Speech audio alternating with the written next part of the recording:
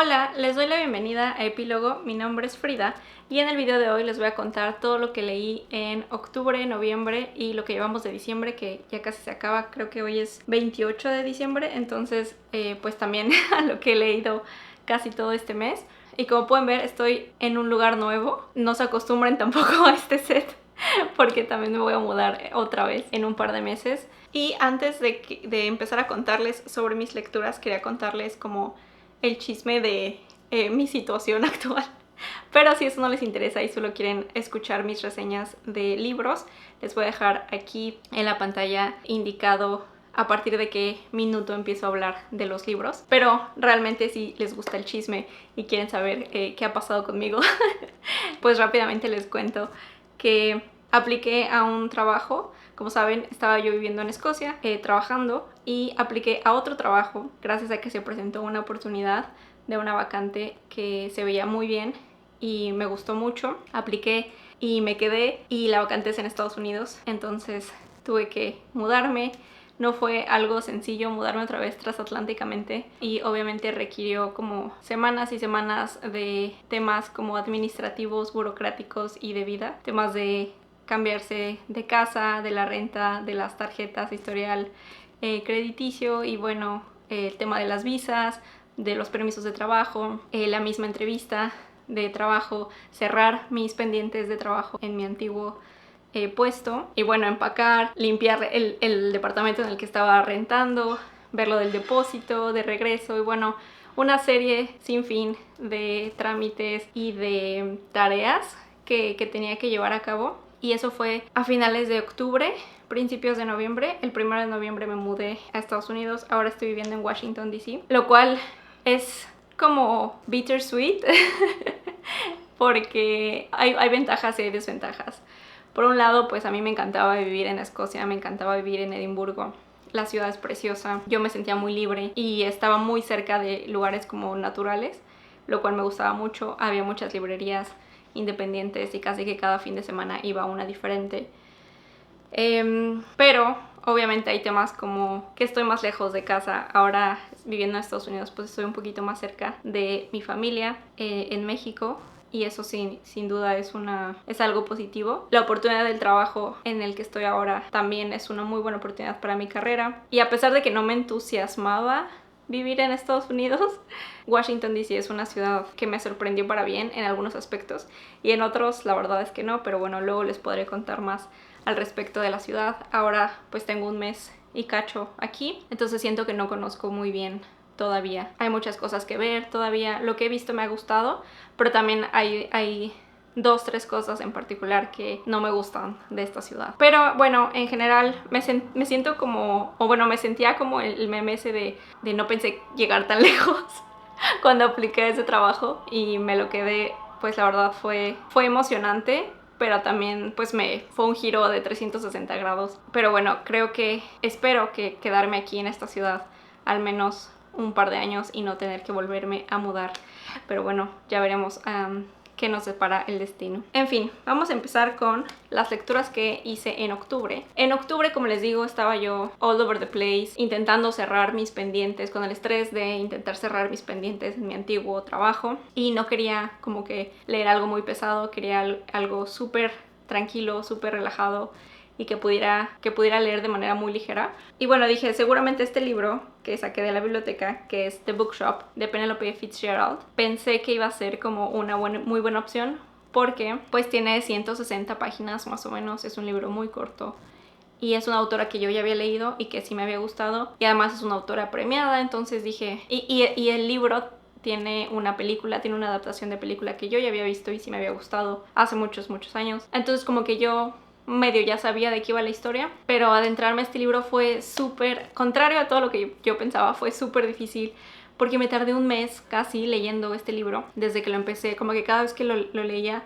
no me atrapaba, cada vez que lo agarraba no me atrapaba, y obviamente yo se lo atribuyo completamente a mis circunstancias personales en ese momento, de que mi cabeza estaba muy ocupada en todos los trámites, todos los pendientes, todos los temas como de vida que tenía que hacer en ese momento, que no me dejaba concentrarme en esta historia. Pero una vez que se empezaron a solucionar las cosas, yo ya empecé a agarrarle el hilo a esta historia. Y es muy extraño porque creo que esta autora ganó el Booker Prize. Como les decía, es una autora bastante renombrada. Y este libro, la verdad, yo habiendo visto la película hace muchos años, yo no recordaba que fuera de eso la historia.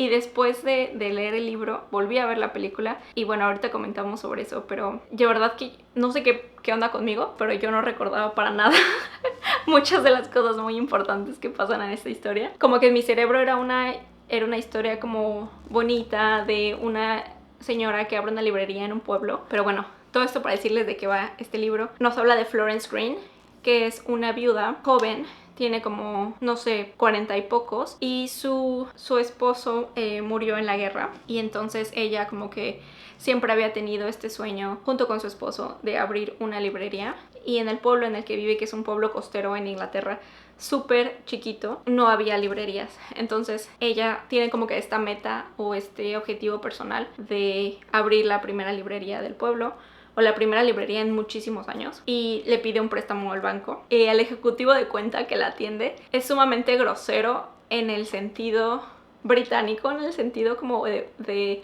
personalidad británica, que no son groseros directamente, sino que le dan vueltas a la situación, pero al final son groseros, diciéndole cosas como que pues no es un buen momento en el mercado para abrir ese tipo de negocios, que no es un negocio realmente abrir una librería, que no lo recomienda, que es muy riesgoso, y la intenta disuadir. Ella está muy aferrada, consigue el préstamo y compra una casa que estaba completamente abandonada y era una casa enorme, viejísima, y eso empieza como a molestar a muchas personas en el pueblo, específicamente a una señora que no tiene que hacer en lo absoluto, pero que tiene mucho dinero.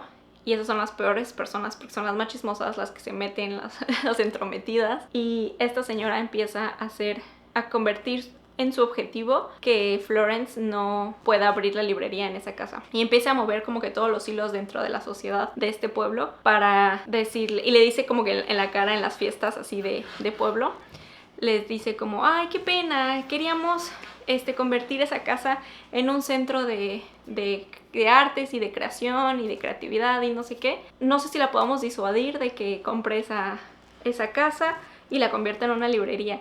Y Florence como, no, es que yo ya la compré, y de hecho se muda casi de inmediato en cuanto la compra, y eso a la señora le molesta muchísimo y empieza a, como les digo, empieza a convertir su misión de vida de tirarle el plan a Florence y que no sea una librería. ¿Por qué? Porque la señora no tiene nada que hacer, está aburrida y quiere molestar a alguien. Entonces en esta historia vemos como Florence, a pesar de que el pueblo no quiere una librería, se enfrenta como que a todas estas personas indeseables, horribles, pero al mismo tiempo pues encuentra a dos personas que valen muchísimo la pena. Una de ellas es una niña que va a ayudarle como asistente de librería, una niña como de 10, 11 años que va después de la escuela. Y otro que es un señor que todo el mundo lo tiene como en esta percepción de señor cascarrabias, ermitaño, que no le habla a nadie y no sale de su casa. Este señor es un gran bibliófilo y en cuanto Florence abre la librería, él le manda como una carta diciendo suscribir a su servicio de librería a domicilio. Y ella así como de, no tengo un servicio de librería a domicilio, pero solo por él hace como que este servicio, y ella le envuelve libros y se los manda. Él no es como que le pida libros en específico, sino como que le dice a su discreción, mándeme usted los que usted crea que me van a interesar. Entonces es como una dinámica súper bonita porque ella le recomienda libros y él le manda el dinero y él le dice como, este sí me gustó, de este ya no me mandes, de estos temas no me gustan. Y por ejemplo, ella le manda uno de los primeros libros de Bradbury, porque esto está situado en los 50s más o menos, y este señor dice, de ese de Bradbury, mándeme más porque me gustó mucho. Entonces es un libro como que habla del tema de la vida en pueblo, y obviamente no voy a spoilear qué sucede después, pero pasan muchas cosas que uno no pensaría que fueran a pasar.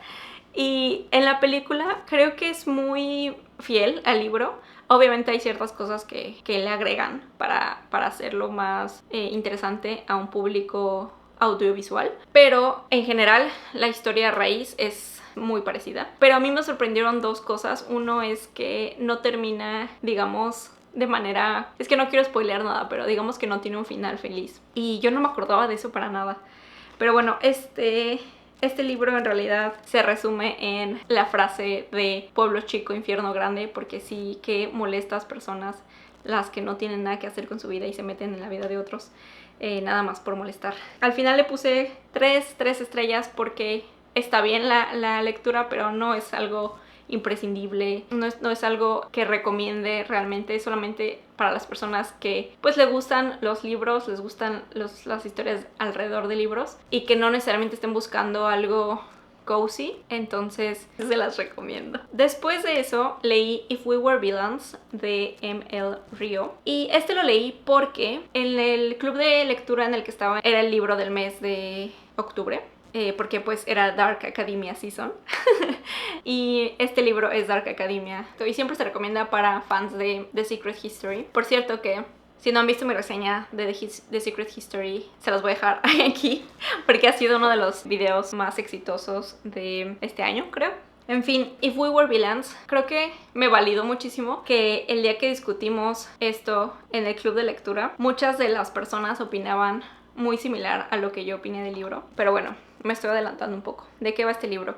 Este libro sigue a 7 personajes, sigue a un cohorte de 7 personas que son estudiantes en una especie como de conservatorio, universidad, pero esta universidad es únicamente como acerca de las artes. Entonces estos 7 personas están estudiando teatro, específicamente teatro shakespeariano, y el libro empieza cuando sale de la cárcel uno de estos 7 personajes y está un detective esperándolo y le dice, bueno, ya que cumpliste la condena, ahora sí necesito respuestas porque sé que tú no cometiste el crimen por el cual te encarcelaron. Y esta persona estuvo 10 años, estuvo una década encerrado por el crimen que vamos a averiguar en el libro. Y lo que pasa es que de estos 7 personajes hubo un asesinato, que por eso es Dark Academia, porque hay un asesinato, hay una muerte.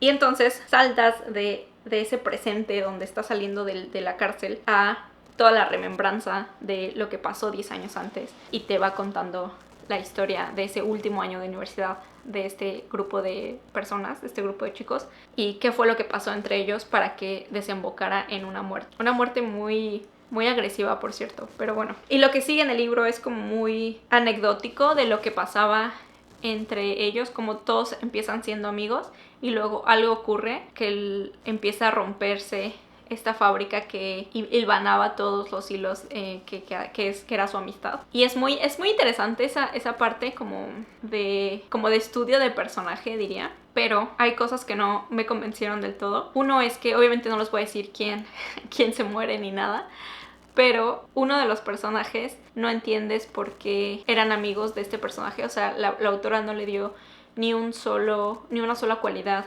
redimible a este personaje, por lo cual es difícil que tú como lectora digas, ya entendí por qué era su amigo en primer lugar y después dejó de serlo. Siempre es un personaje súper odioso.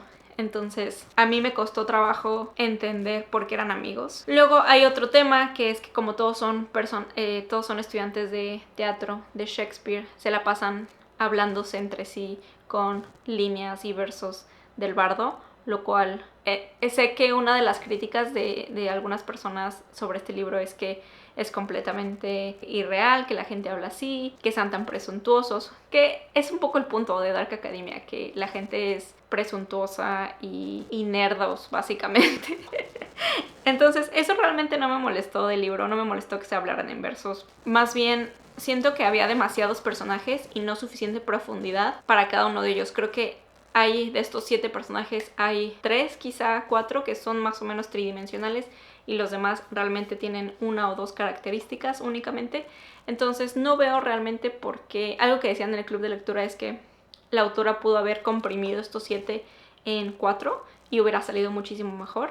Y estoy completamente de acuerdo porque le hubiera dado más carnita a estos personajes. Y en lugar de eso tienes a otros personajes que pudieron haber sido sintetizados o pudieron haber sido más explorados en el libro y no siento que lo fueron. Luego hay escenas que me gustaron mucho cómo las manejó la autora. Hay 2 en particular que me vienen a la mente. Una es cuando la escena del asesinato está muy bien descrita y sí es como que una imagen que quedó en mi cerebro, lo cual creo que sí hay que aplaudirle. Y otra escena que es como un ejercicio de teatro que un profesor les pone, en el que ellos tienen que pararse enfrente de todos y decir cuál es su mayor miedo y cuál creen que es su mayor fortaleza, pero ser completamente como genuinos y literalmente exponerse frente a todos. Y la forma en la que se describe esa escena creo que también está muy bien hecha. Entonces sí hay algunas escenas que creo que valen la pena. Y el libro está entretenido, es un misterio a final de cuentas. Entonces te la pasas preguntándote quién será, quién habrá sido. Aunque yo sí adiviné quién fue. Sí adiviné como que el plot twist, lo cual le quitó un poco de emoción al final. Pero en general no siento que sea la gran maravilla como muchas personas dicen que es. Pero bueno, quizá eso es como gusto personal realmente. Y otra cosa que tampoco me gustó es que la personalidad de Oliver es nuestro protagonista principal. La personalidad de Oliver estudiante se siente y se lee idéntica a Oliver adulto que acaba de salir de la cárcel después de una década de haber estado encerrado. Yo pensaría que la cárcel, una década, cambiaría a una persona, pero no. Oliver casi que está idéntico. No parece que tenga ninguna especie de trauma o sienta como remordimiento o sienta ganas de vengarse o ira acumulada. No siente nada de esas cosas, lo cual se me hace poco realista. Está bien el libro, le puse 3, si no me equivoco, 3 estrellas. Está bien si quieres un misterio, se lee muy rápido, se lee como muy fácil, pero no pienso que es la gran cosa realmente. Luego leí La Guerra de Guerras, que es Mundo Umbrío 4, que es el último libro de la saga de Mundo Umbrío de Jaime Alfonso Sandoval. Y este libro, bueno, este año, a principios de año, los primeros 2 libros que leí fue el 2 y el 3. Y me había querido esperar para que no se me acabara tan pronto la saga, pero dije, no, ya necesito ese periodo de bisagra en el que estaba cambiando de trabajo y tenía como que muchos cambios en mi vida personal, cambiando de país, cambiando de trabajo, cambiando de casa, cambiando todo. Se me juntó todo eso y dije, necesito un libro de un mundo que ya conozca, pero de una historia que no sepa. Entonces dije, Mundo Umbrío 4 es perfecto, además de que lo tenía en mi Kindle y pues lo puedo leer mucho más cómodamente en todas estas transiciones. Y creo que cogí muy bien el libro para esa época, creo, porque me dejaba olvidarme de lo que estaba pasando afuera. Pero sí no puedo decirles muy bien de qué va el libro, porque obviamente es un cuarto libro en una saga y no voy a spoilear nada. Simplemente decir que este libro obviamente cierra todos los hilos sueltos que venían arrastrándose desde el libro 1. El libro se llama La Guerra de Guerras, entonces todo el libro es sobre una guerra con muchas batallas incluidas y vamos viendo como diferentes puntos de vista y vamos viendo pues qué le va pasando a nuestros personajes que hemos acompañado durante estos libros y cómo van actuando en estas batallas dentro de la guerra. Hay algunas cosas que no me gustaron, debo decirlo. Creo que no me gustó que en el libro 3 se hubiera olvidado por completo. Es que no quiero spoilear nada para quienes no han leído la saga o quienes solo han leído el primer libro, pero voy a intentar ser muy vaga, pero para las personas que sí no han leído. No me gustó que en el libro 3 olvidáramos por completo a un personaje crucial y que Lina no se acordara de eso prácticamente. Y en el libro 4, ya hasta el final casi, vuelve a ser relevante la participación de este personaje y entonces es cuando retomamos ese hilo y como que no siento que tenga sentido porque es un personaje, o debería ser un personaje clave o una persona clave para Lina y no siento que se le trató con la importancia que merecía. Entonces estoy muy amargada por esa situación. Y la otra que tampoco me gustó es que en momentos se sentía apresurado el libro y en momentos muy convenientes. El final, por ejemplo, final pues, no el epílogo sí me gustó. Pero el final de la historia no me gustó nada porque siento que terminó la historia y se adelantó innecesariamente a algo que hasta se me hizo medio cursi y era innecesario completamente. Estoy tratando de ser súper vaga porque no quiero spoilear nada. Pero si ustedes ya leyeron la saga y quieren que platiquemos de eso, escríbanme porque sí tengo algunas quejas con ese cuarto libro. El tema de la trama de Vanya, cómo cerró la historia de Vanya, tampoco me gustó. Estaba muy interesante al principio, estaba muy bueno esa historia que traía esa trama y al final siento que fue como, sí, y pasó esto y le pasó esto a Vanya y terminó así. No sé, como que fue apresurado y fue rudeza innecesaria también, pienso. En fin, me parece que al final a este libro le puse en Goodreads 4 estrellas porque es el final de una saga que disfruté mucho. Pero creo que si yo los tuviera que poner en orden, pondría el 2, el 1 muy cerquita, 2, 1, 3 y 4. En ese orden los pondría, en ese orden creo que los disfruté. Para mí el 2 me voló la cabeza, me gustó muchísimo el plot twist del 2. Y el 1 le tengo mucho cariño porque fue el inicio de la saga y fue como la presentación de este mundo y me encantó. Pero sí, el 4 sí me dejó un poco insatisfecha, pero bueno, está bien. Sí recomendaría leer la saga 100%. Luego, la verdad es que no leí nada después de eso. Me tardé como un mes en leer La Guerra de Guerras. Y después de eso estaba leyendo el siguiente libro del que les voy a hablar. Pero hice una pausa porque en el edificio en el que vivo, junto a los buzones donde meten las cartas postales y todo lo relacionado con el tema postal, hay una caja enorme y yo como que siempre la había visto, pero nunca me había asomado a ver qué era. Y un día, como a la semana de que nos mudamos, se me ocurrió asomarme y vi que eran libros. Y como que dije, bueno, son libros de texto o cosas que la gente no quiere o yo qué sé. Pero en eso vi que había novelas también. Y vi estos libros que les voy a poner aquí en la pantalla, que son libros que uno, están en mi TBR, están en mi lista de libros por leer.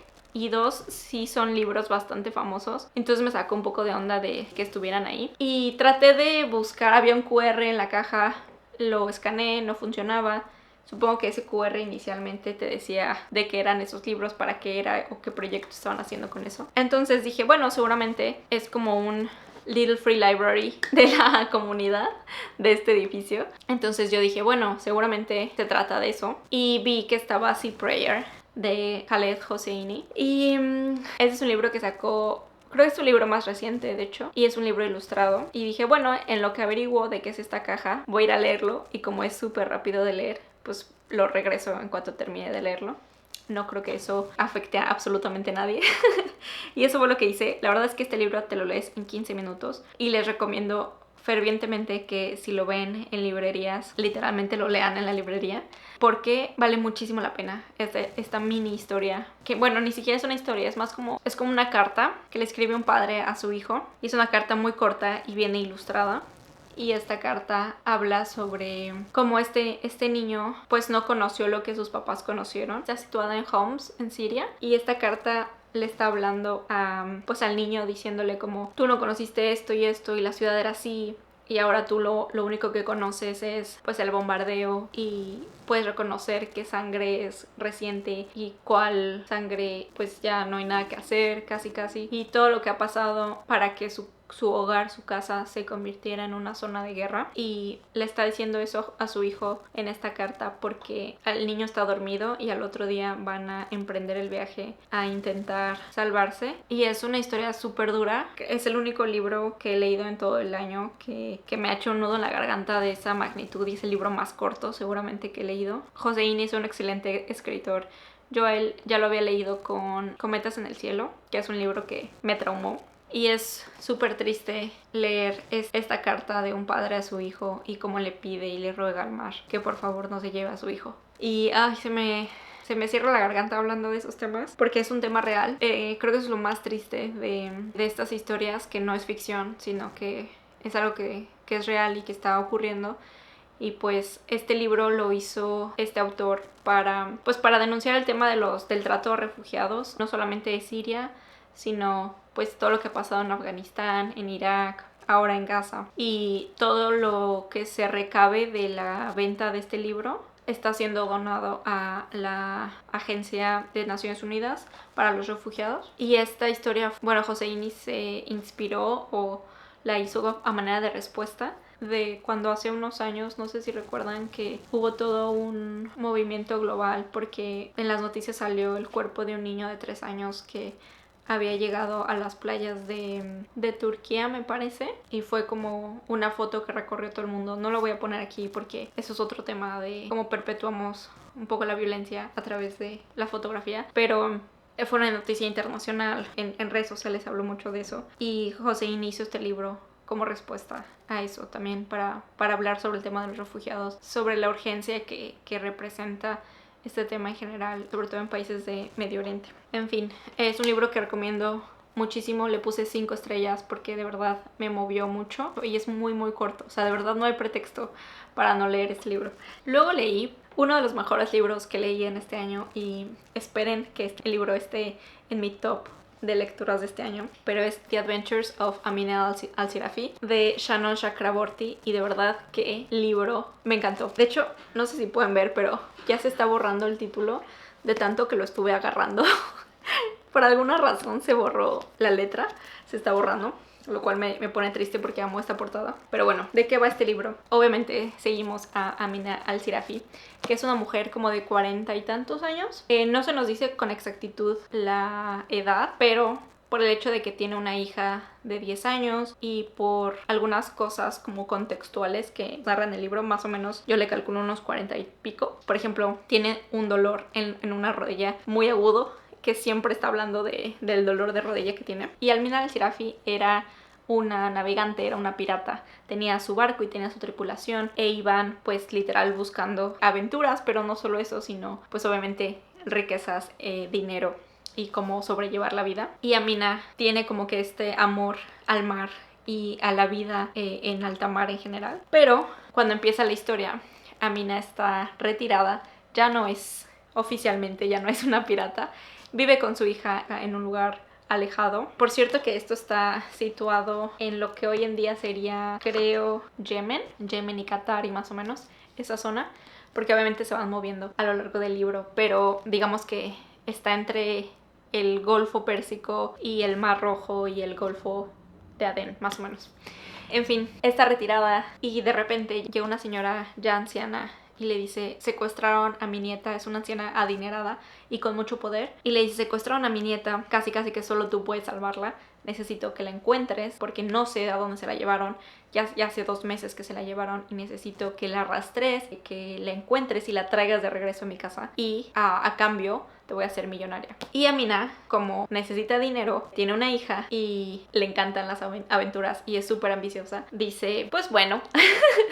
Se avienta a esto y empieza como a buscar a gente que estaba antes en su tripulación. Algunos los encuentra no voluntariamente, pero va armando su equipo en el camino. Y obviamente pasan cosas que ya no les voy a contar porque ya es territorio spoiler, pero va encontrándose con obstáculos que la impiden llegar a donde necesita llegar y tiene que solucionar. Entonces hay como que mini aventuras en una aventura más grandota, lo cual está increíble porque vemos a Amina en el mar, súper experimentada, siendo líder, siendo esta pirata, esta navegante, pero también la vemos en tierra, peleando y luchando y negociando, hablando con gente, con carcelarios, disfrazándose. O sea, de verdad hay como muchas aventuras de esto y hay magia. Creo que la mitad de este libro, o sea, a excepción de literal los 2 primeros capítulos, casi que llegas a la mitad del libro sin saber mucho de qué onda con la magia. Y Amina va descubriendo algunas cosas que la anciana no mencionó, algunas cosas de la nieta también, que son súper interesantes, súper importantes. Y vas descubriendo también cómo funciona la magia en este mundo. Hay muchas cosas de magia, hay criaturas y hay demonios y hay magos. Y hay gente que es como scholars, que se dedican como a cuidar el uso de magia más o menos. Y hay demonios y hay otras criaturas que no tienen nombre y hay poderes. Entonces está súper interesante el libro. Otra cosa que olvidé decir es que Amina es musulmana, lo cual se nota a través del texto, porque reza, porque le pide a Alá, porque habla del Corán, y obviamente todo el libro está en un setting como de Medio Oriente, pero tenemos personajes de al menos 3 diferentes religiones, lo cual me encantó. Dentro de la tripulación de Amina hay alguien que se dedica, por ejemplo, al tema de las pociones y ella es cristiana, y tenemos a otro que era como el segundo al mando y él es hindú. Entonces es súper interesante como que esta mezcla de religiones, y me encantó el mundo, me encantaron los personajes, me encantó toda esta conversación sobre como una mujer que es madre tiene este tema complejo de soy una mala persona porque quiero seguir mis sueños, pero extraño a mi hija y quiero lo mejor para ella, pero pues también tengo mis ambiciones y también tengo mis metas. Esa conversación se me hizo súper fascinante en este libro. La verdad es que no tengo nada malo que decir de este libro, me encantó, 5 de 5 estrellas. Yo pensé que era un standalone, era un libro como que acababa, y sí acaba, o sea, no es como que quedan algunas líneas abiertas, pero digamos que no hay cliffhangers. Pero lo que sí me gustó es que, según Goodreads, este es el primero en una serie, y según el segundo viene, o sea, va a publicar en 2025, a ver si es cierto. Ojalá que sí, porque no quiero que pasen muchos años y luego tengan que volver a releerlo para leer el segundo. Pero bueno, me encantó este libro. 5 de 5 estrellas, sin duda. Este ya me lo habían recomendado tanto Javi, de Javi Reads Books, como Ale Pisenovsky. Les voy a dejar sus canales y si encuentro sus reseñas de Amina para que vayan a verlas también. Pero sí, gran recomendación, gran libro, léanlo. Después saqué mi tarjeta de biblioteca, lo cual me hizo muy feliz. Y ya empecé como que a sacar libros de la biblioteca.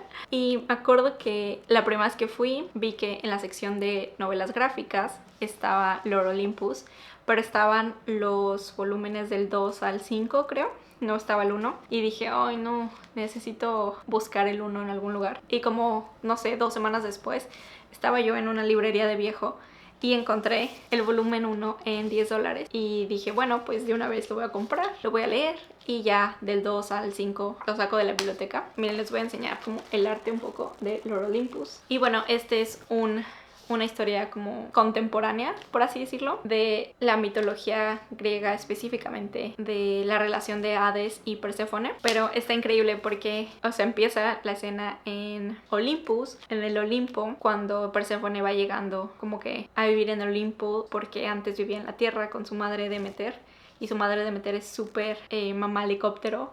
No la quiere soltar para nada, ella es súper protectora, y Perséfone es muy ingenua, es muy joven, tiene 19 años y muy como que impresionable, pero al mismo tiempo es muy inteligente como académicamente y es muy linda, muy buena persona, pero eso también la hace como que muy crédula. Confía muy rápido en la gente. Y por el otro lado tenemos a Hades, que es rey del inframundo, es el hermano de Poseidón, el hermano de Zeus, que es el rey del Olimpo, y tiene una vida hecha un caos porque anda con una persona que no se quieren mutuamente, pero ya quiere estar como que casado, y de repente en una fiesta se topa con Perséfone y pues es literal amor a primera vista. Es como, ¿quién es ella? La amo. Y mientras pues seguimos como que los dos puntos de vista. Y la historia es de cómo se van conociendo, cómo se van enamorando y todo eso. Y pues están todos los personajes griegos. Está Apolo, está Hermes, está Artemisa, está Hera, etc. Y es muy divertido porque pues obviamente es como que un setting, como les digo, actual, porque hay carros y hay celulares y todo eso, pero con la mitología griega. Y está lleno de chisme y de drama. Y otra cosa súper importante es que este libro termina en algo muy pesado, muy fuerte. Sí tiene algunas advertencias de contenido, específicamente de abuso sexual, pero más allá de eso es súper adictiva, se lee súper rápido. Todos los volúmenes me los he leído en un día. Entonces sí es como que súper adictivo y son súper inmersivos. O sea, una vez que empiezas a leer como que te quedas en el mundo. Otra cosa es que me reí fuerte. Me reí en alto al menos 3 veces con este volumen. Y con el segundo, estos dos son de la biblioteca, el segundo y el tercero ya los leí también, y no me acuerdo con cuál fue creo que con este me reí también 2 o 3 veces fuerte. Y son muy chistosos, muy divertidos, y está muy padre como van explorando como no solo las personalidades de los protagonistas, sino su relación con otras personas y obviamente entre ellos. Tengo algunos problemas con la historia. Obviamente no me gusta la diferencia de edad entre Hades y Perséfone, porque Hades pues obviamente es como, no sé, 2000 años más viejo o algo así que Perséfone. Ya es un viejo lobo de mar, y Perséfone es como muy ingenua y muy, les digo, muy crédula. No me gusta que tenga esa personalidad tan ingenua, pero ya hemos visto como momentos en donde medio saca las garras, y espero que vaya creciendo mucho más en los siguientes volúmenes. Y otra cosa que no me gustó en específico en este volumen 3 es que a veces, por estar tan inmersa en lo que le está pasando, ella no se da cuenta de cómo esas acciones que ella hace afectan a sus amistades que han metido las manos al fuego por ella. Pero fuera de eso, estoy disfrutando mucho la historia. Hasta ahorita le he puesto entre 4 y 5 a todos los volúmenes, entonces sí, sí me ha gustado. Por cierto que pueden leerlo de forma gratuita en Webtoon. Les voy a dejar el link en la cajita de descripción. Y por último, terminé por fin el volumen 2 de Granta, de The Best of Young British Novelists, los mejores novelistas jóvenes británicos. Creo que ya les había contado en algún video de este año que terminé el volumen 1, que es de 1993. Cada década Granta saca esta compilación de 20 autores británicos que son como que la nueva promesa.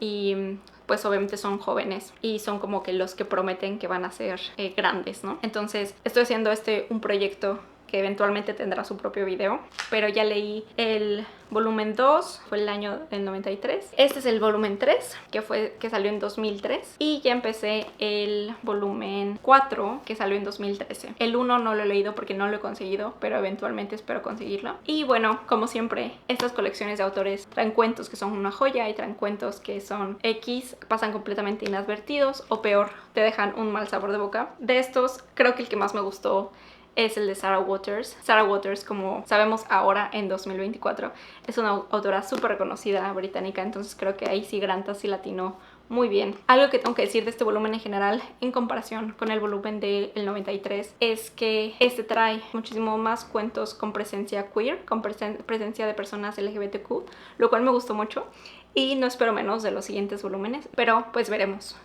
qué tal.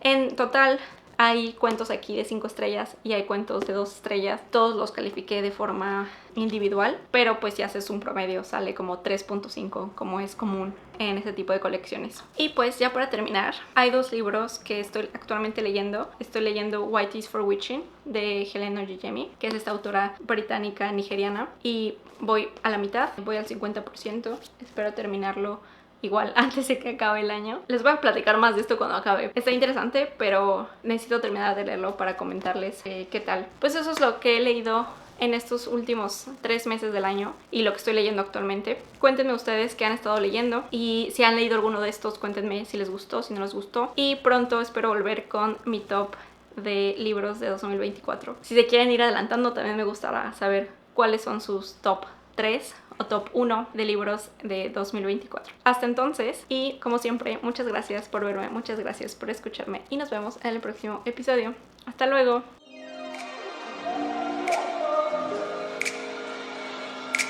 In fact,